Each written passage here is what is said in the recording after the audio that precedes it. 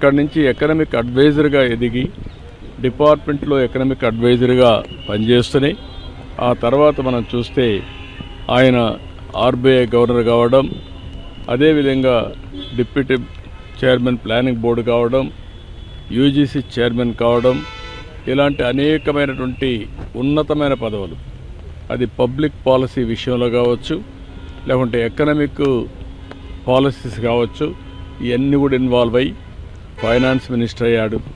Finance minister అయినప్పుడు ఈ దేశంలో మన కొత్త ఆర్థిక పరిస్థితి అందరూ చూశారు. ఆ రోజు మనకు కావాల్సినటువంటి ఇంపోర్ట్ చేసుకోవాలంటే ఫారిన్ ఎక్స్చేంజ్ లేని పరిస్థితిలో ఎకనామిక్ రిఫార్మ్స్ తీసుకొచ్చారు. ఒక దిశ నిర్దేశించారు.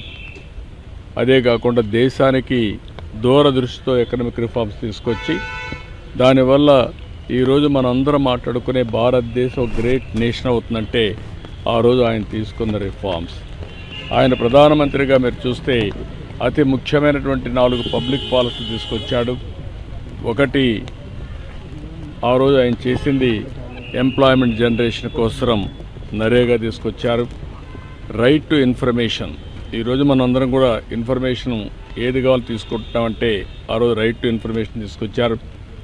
రైట్ టు ఎడ్యుకేషన్, కంపల్సరీగా చదువుకోవాలి, ఆ విధంగా రైట్ టు ఎడ్యుకేషన్ తీసుకొచ్చారు.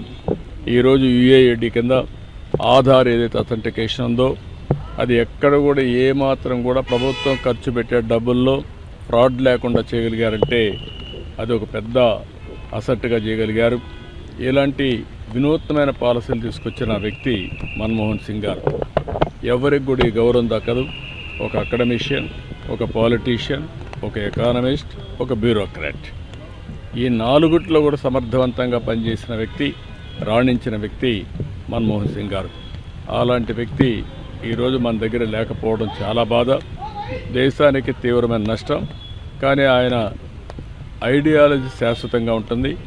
ఆయన ప్రారంభించిన రిఫార్మ్స్ శాశ్వతంగా ఉంటాయి. ఈ రిఫార్మ్స్ని ముందుకు తీసుకుపోవాల్సిన బాధ్యత ఈ దేశ ప్రజలందరిపైన ఉంటుంది. అది తీసుకుపోతామని తెలియజేసుకుంటూ అందరికీ నమస్కారం.